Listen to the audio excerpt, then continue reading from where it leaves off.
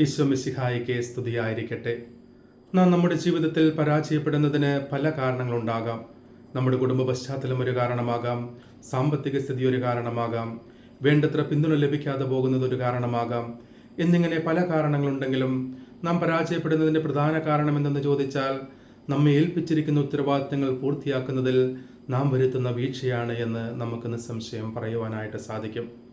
യേശുവിൽ പ്രിയ സഹോദരരെ, ഇന്നത്തെ സുവിശേഷത്തിൽ യേശുനാഥൻ പറയുന്നു, എൻ്റെ പിതാവിൻ്റെ ഇഷ്ടം നിറവേറ്റുകയും അവൻ ഏൽപ്പിച്ച ദൗത്യം പൂർത്തിയാക്കുകയും ചെയ്യുന്നതാണ് എൻ്റെ ഭക്ഷണം എന്ന് പറയുന്നതിലൂടെ എല്ലാറ്റിനുപരിയായി തന്നെ ഏൽപ്പിച്ച ഉത്തരവാദിത്തങ്ങൾക്ക് പ്രാധാന്യം നൽകുന്ന യേശുനാഥനെയാണ് നമുക്ക് കാണുവാനായിട്ട് സാധിക്കുന്നത്.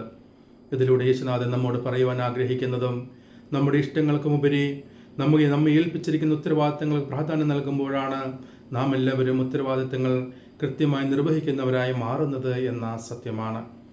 ലൂക്കായുടെ സുവിശേഷം 16-ാം അധ്യായം 10-ാം വാക്യത്തിൽ യേശുനാഥൻ ചെറിയ കാര്യങ്ങളിൽ വിശ്വസ്തൻ വലിയ കാര്യങ്ങളിൽ വിശ്വസ്തനായിരിക്കുമെന്ന് പറയുന്നതിലൂടെയും 1 തിമോത്തിയോസ് 5:8 പൗലോസ്ലീഹ ഓരോരുത്തരും തൻ്റെ സ്വന്തം കുടുംബത്തിലെ കാര്യങ്ങൾ നിർവഹിക്കണമെന്ന് ഓർമ്മിപ്പിക്കുന്നതിലൂടെയും നമ്മോട് പറയുവാൻ ആഗ്രഹിക്കുന്നത് നമ്മെ ഏൽപ്പിച്ചിരിക്കുന്ന ദൗത്യം ഏത് തന്നെ ആയിരുന്നാലും അത് നിർവഹിക്കുവാനാണ് നാം എല്ലാവരും വിളിക്കപ്പെട്ടിരിക്കുന്നത് എന്ന സത്യമാണ്.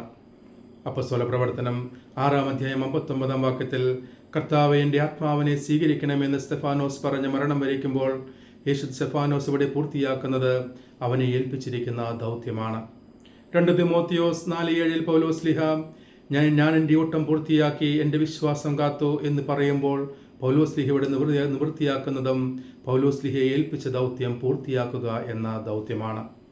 ലൂക്കായുടെ സുവിശേഷം 23-ാം അധ്യായം 46-ാം വാക്യത്തിൽ എൻ്റെ കർത്താവേ, എൻ്റെ ആത്മാവിനെ അങ്ങയുടെ കരങ്ങളിൽ ഞാൻ സമർപ്പിക്കുന്നു എന്ന് പറഞ്ഞുകൊണ്ട് യേശുനാഥൻ കുരിശിൽ മരിക്കുന്നതിലൂടെ യേശുനാഥൻ പൂർത്തിയാക്കുന്നതും തന്നെ ഏൽപ്പിച്ച ദൗത്യമാണ്, ഉത്തരവാദിത്തമാണ്.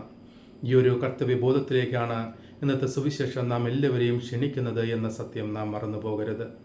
നാം ഈ ഭൂമിയിലായിരിക്കുക നാം വലിയവരായതുകൊണ്ടോ അതിന് യോഗ്യതയുള്ളത് കൊണ്ടോ അല്ല, മറിച്ച് നമ്മെ ഏൽപ്പിച്ചിരിക്കുന്ന ദൗത്യങ്ങൾ എത്ര ചെറുതാണെങ്കിലും വലുതാണെങ്കിലും അത് ആത്മാർത്ഥതയോടെ കർത്തവ്യബോധത്തോടുകൂടെ പൂർത്തിയാക്കുവാനാണ് നാം എല്ലാവരും വിളിക്കപ്പെട്ടിരിക്കുന്നത്.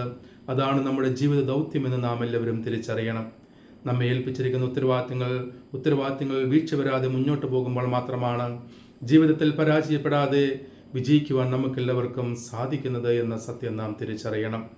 റോമാക്കാർക്കെതിരെ ലേഖനം 14-ാം അധ്യായം 12-ാം വാക്യത്തിൽ പൗലോസ്ലീഹ പറയുന്നു, നാം എല്ലാവരും നമ്മുടെ കണക്കുകൾ ദൈവത്തിൻ്റെ സന്നിധിയിൽ ബോധിപ്പിക്കേണ്ടി വരും. ഈ ഒരു ബോധ്യത്തോടുകൂടി നമ്മെ ഏൽപ്പിച്ചിരിക്കുന്ന ദൗത്യങ്ങൾ ഉത്തരവാദിത്തങ്ങൾ എന്തു തന്നെ ആയിരുന്നാലും ക്രിസ്തുവിനെ പോലെ ക്രിസ്തുവിൻ്റെ ഇഷ്ടങ്ങൾക്ക് പ്രാധാന്യങ്ങൾക്ക് ഉപരിയായി ഉത്തരവാദിത്തത്തിന് പ്രാധാന്യം നൽകുന്നത് പോലെ നമ്മുടെ ഇഷ്ടങ്ങൾ മാറ്റിവെച്ചുകൊണ്ട് നമ്മെ ഏൽപ്പിച്ചിരിക്കുന്ന ദൗത്യങ്ങൾക്ക് പ്രാധാന്യം നൽകിക്കൊണ്ട് ജീവിക്കുവാൻ നമുക്ക് പരിശ്രമിക്കാം. ദൈവം നമ്മെ എല്ലാവരെയും സമൃദ്ധമായി അനുഗ്രഹിക്കട്ടെ. നാം എല്ലാ ദിവസവും ചെയ്യുന്നത് പോലെ ഒരധ്യായം വചനം വായിച്ചുകൊണ്ട് ശുശ്രൂഷയിൽ പങ്കെടുക്കുക. ജീവിത വിശുദ്ധിയിൽ ഒരു കോംപ്രമൈസ് ഇല്ലാതെ വിശുദ്ധിയിൽ ജീവിക്കുവാനായിട്ട് പരിശ്രമിക്കുക. ഈ വചന ശുശ്രൂഷ ഷെയർ ചെയ്യുവാനും ഈ ചാനൽ സബ്സ്ക്രൈബ് ചെയ്യുവാനും ഞാൻ നിങ്ങളോട് ആവശ്യപ്പെടുന്നു.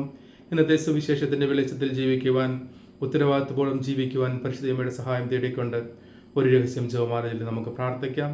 നമ്മുടെ എല്ലാ ആവശ്യങ്ങളും ആഗ്രഹങ്ങളും ഇന്നത്തെ എല്ലാ ഉദ്യമങ്ങളും കർത്താവിന് സമർപ്പിച്ചുകൊണ്ട് കർത്താവിൻ്റെ ആശീർവാദത്തിനായി നമുക്ക് നമ്മെ തന്നെ ഒരുക്കാം. കർത്താവ് അനുഗ്രഹിക്കുകയും പരിപാലിക്കുകയും ചെയ്യട്ടെ. കർത്താവ് കരുണയായിരിക്കും പ്രസാദിക്കുകയും ചെയ്യട്ടെ. കർത്താവ് കരുണാപൂർവ്വം കടാക്ഷിച്ച് നിങ്ങൾക്ക് സമാധാനം നൽകട്ടെ, ഇപ്പോഴും എപ്പോഴും എന്നേക്കും. ആമേൻ. ദൈവം നമ്മെ എല്ലാവരെയും സമൃദ്ധമായി അനുഗ്രഹിക്കട്ടെ.